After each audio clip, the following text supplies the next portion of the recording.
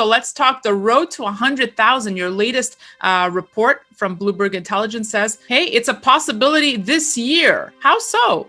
Well, I've been looking at this for about a year, and it's more based on questions I've been getting. Okay, McGlone, you keep saying 100 grand, give us good reasons. So I finally decided, all right, let's put out a deck that shows some of the charts. And one thing I missed from that I'll mention first is ETFs. There's still a high probability that the U.S. is just going to follow Canada, maybe just a futures-based, Bitcoin ETF, but the fact that there are now over 30 applications and the fact that money is migrating from the U.S., notably from Cathie Wood and ARK, towards Canada, the pressure is quite strong and high for the U.S. regulators to say, all right, we're kind of missing out here. We need to do that. So in the bigger picture, the foundation to me really got started last year, and I'll leave you with this. It's very, from a commodity strategy standpoint, is somewhat simplistic. Supply is declining, demand is increasing, and then you look at the history of Bitcoin, typically years after a halving, which is when you cut supply, which we did last year, it usually has some of its best performance, which is prime candidate for 2021. Okay, so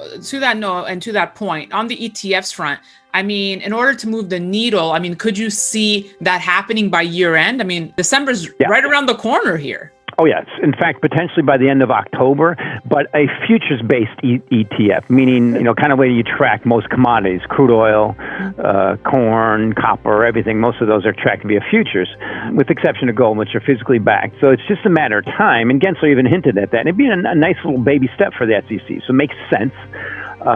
And that would open up, now futures-based might not be the best thing, but it's better than nothing. It follows Canada and just opens up that legitimization window for a massive amount of money inflows. And one thing I have to point out is, so if I had, kind of own your mistakes, and if I had just kind of focused a little more on Ethereum this year, I'd be at that 100,000 mark, because Ethereum's up the equivalent.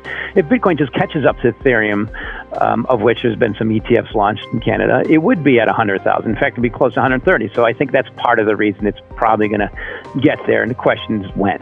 Yeah. So first of all, Bitcoin has a history. It went up to 1,000 and held resistance there from like 2013 to 2017, and poof, bumps up to 10,000, gets a little bit overdone, and then held and locks in around 10,000 right till about the end of 2020.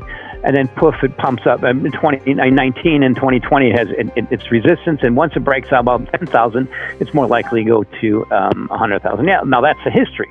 And then you look at what's happening. The halving is cut the supply, and then you look at the simple macroeconomic things. The thing that I've underestimated this year is how much there's been disdain and outflows from gold, and people giving up on gold and going to Bitcoin and Ethereum, basically putting Bitcoin and Ethereum in the same bucket as gold. So as we speak, gold is down about 7% on the year, and Bitcoin's up almost 70%. Ethereum's up almost 400%. And to me, that's just this, the techie geeks inheriting the earth, taking over. I mean, sure, you hear that a lot, but it's just happening. And it's that concept of 24/7 price discovery all the time, and Bitcoin's limited supply overtaking things like gold. And to me, that's really what's happened. Then there's the macroeconomic, and we can fully expect debt to GDP's, QE levels, fiscal and monetary stimulus to continue to keep an unlimited supply of fiat currencies, meaning that base of how you price Bitcoin should continue to have unlimited supply of fiat currencies. This is limited supply of Bitcoin, means the price must go up by rules of economics. You mean all the fundamentals that should have been supporting gold way above 2,000 an ounce, right, Mike? But to the point of, is Bitcoin taking a chunk out of gold? From what I hear from you, yes, it is. I spoke to the folks over at Wells Fargo. They're seeing that as well. But I'm hearing such differing views on Wall Street. There's some on the camp that say, no, not at all. Gold still does its thing, as it has its own proprietary reasons to own it. It's not, it's not getting hurt at all at Bitcoin. So I'm hearing such differing points of view on this topic. Do you have any other insights you can share there? Are you seeing any hard numbers? Oh, yes. Clearly how numbers. You can just see the amount of ETFs and demand for Bitcoin every day increases, just looking at the headlines. And I see outflows in gold. Just look at ETF holdings. But the bottom line is, Danielle, you have to consider your source, our sources. And that's one thing I love about this position versus when you and I talked maybe 6 years ago, I was kind of more biased, as I had to be biased towards bullish gold. Now I'm just completely neutral, getting it right. And first, let's look at it this way. From a prudent money management investment standpoint, if you have any type of money in gold and bonds and you're not allocating to Bitcoin, just a small portion, you're at greater risk of looking like you're being left out or falling behind and lost in the woods versus just allocating a small portion. That's happening. That's a fact. And then there's a simple fact of performance. So I look at it as, to me, the naysayers are falling, against Bitcoin, falling every day. They're now minority, and they've all tilted the other way. And the performance just keeps showing it. And then I look at, here's the thing I'll leave you with, is one of the most notable things that's happening in crypto assets is the trading of digital dollars, crypto dollars.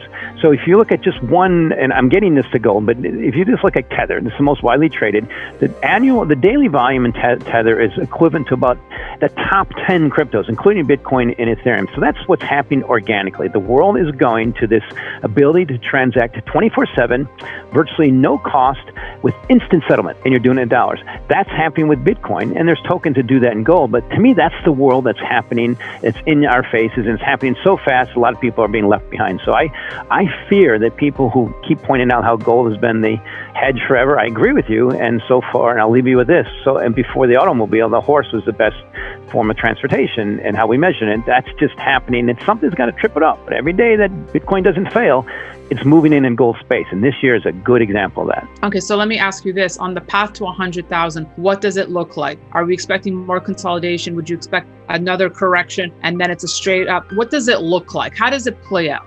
Well, I think we've already had the significant correction this year, which is part of why I republished that article that I put out. I actually republished it kind of almost a year ago, because it's one of the best ways to create a foundation in the markets is flush out the excessive longs and the speculative excesses. And that's from an ex-pick trader and ex-trader. I remember being stopped out and realizing, oh, shit, I got stopped out. That's going to make the market go up. It's just usually the way it works. So I think that's what's happened.